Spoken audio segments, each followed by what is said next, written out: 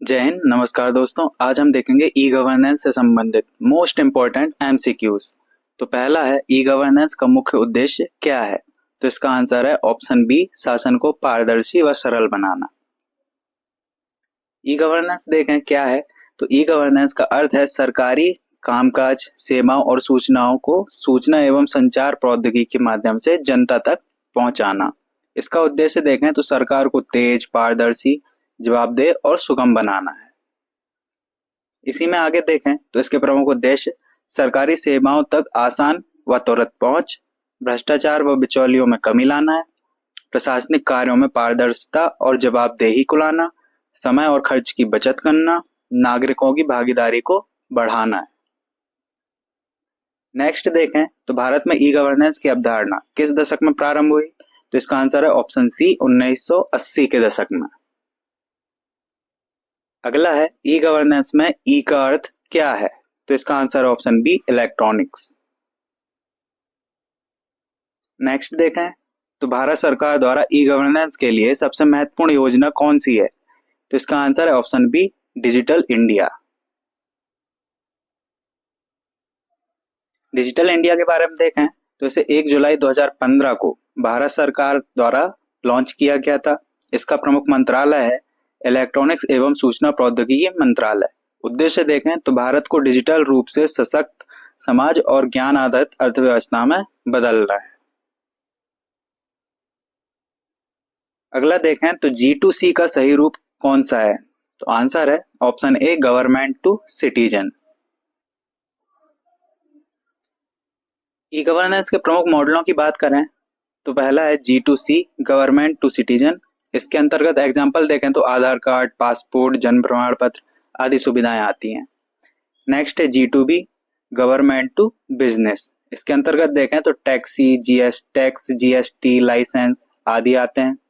G2G का अर्थ होता है गवर्नमेंट टू गवर्नमेंट। इसके अंतर्गत मंत्रालयों, विभागों के बीच सूचना साझा करना ये आता है। अगला है G2E अर्थात गवर्नमेंट टू एम्प्लॉय, जिसमें पेंशन, सैलरी, सर्विस रिकॉर्ड आदि आते हैं। चलिए तो आगे बढ़ते हैं। नेक्स्ट है, ई गवर्नेंस का सबसे बड़ा लाभ कौन सा है? तो इसका आंसर है ऑप्शन ए, समय व धन की बचत होती है इसमें। यह इसका सबसे बड़ा लाभ है। अगला है, भारत का पहला ई गवर्नेंस प्रोजेक्ट कौन सा था? यह है option D, Gyandoot project, Madhya Pradesh.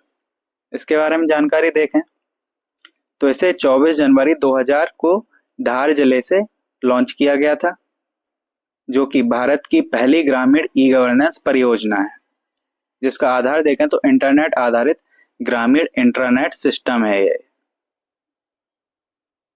अगला देखें तो नेशनल ई गवर्नेंस प्लान किस वर्ष लॉन्च किया गया? तो आंसर है ऑप्शन सी, 2006। इसके बारे में जानकारी देखें तो इसकी घोषणा मई 2006 में की गई थी। लॉन्च किसने किया? तो भारत सरकार के इलेक्ट्रॉनिक्स एवं सूचना प्रौद्योगिकी मंत्रालय द्वारा।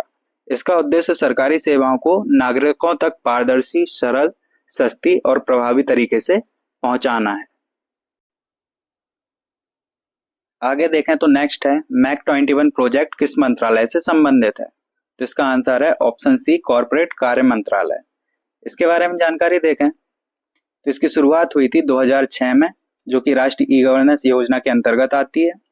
प्रमुख मंत्रालय कॉर्पोरेट कार्य मंत्रालय है, जिसका उद्देश्य है कॉर्पोरेट कंपनियों और सरकार के बीच सभी कार्यों को ऑनलाइन और पारदर्शी बनाना। याद रखें कि 2006 में यह स्टार्ट हुई थी। अगला है, ई गवर्नेंस का अर्थ किससे है? तो इसका आंसर है इलेक्ट्रॉनिक्स तरीके से शासन करने से, ऑप्शन ए। अगला देखें तो भारत का पहला स्टेट वाइड एरिया नेटवर्क किस राज्य में शुरू हुआ? तो आंसर है ऑप्शन सी, हरियाणा। अगला है, ई गवर्नेंस के संदर्भ में G2B का मतलब क्या है? तो इसका आंसर है option A, government to business. Next, Aadhaar card योजना किस ई गवर्नेंस पहल का हिस्सा है? तो आंसर है option B, UID project. Next देखें तो ई सेवा केंद्र किसका उदाहरण है?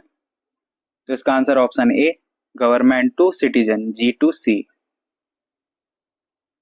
अगला है राष्ट्रीय ई गवर्नेंस योजना के अंतर्गत कितने मिशन मोड प्रोजेक्ट शामिल हैं? तो इसमें 31 मिशन मोड्स प्रोजेक्ट्स शामिल हैं। इसके बारे में जानकारी देखें तो सेंट्रल MMPS अर्थात मिशन मोड प्रोजेक्ट्स देखें तो 7 हैं, स्टेट मिशन मोड प्रोजेक्ट्स देखें तो 11 हैं और इंटीग्रेटेड मिशन मोड प्रोजेक्ट्स देखें तो यह 13 है इनकी संख्या। अगला देखें तो RTI सूचना का अधिकार अधिनियम ई गवर्नेंस को किस तरह प्रभावित करता है? तो यह इसको पारदर्शिता बढ़ाता है, ऑप्शन ए। नेक्स्ट है ई दृष्टि प्रोजेक्ट किससे जुड़ा है? तो इसका आंसर है ऑप्शन ए, रेलवे।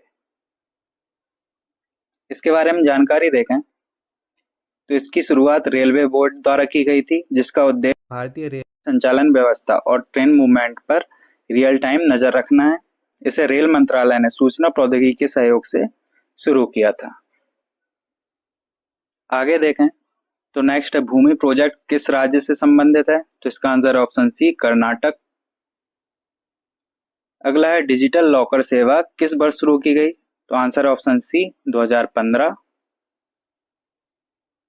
नेक्स्ट है राष्ट्रीय ज्ञान नेटवर्क का उद्देश्य क्या है? तो इसका उद्देश्य विश्वविद्यालयों व अनुसंधान संस्थानों को जोड़ना।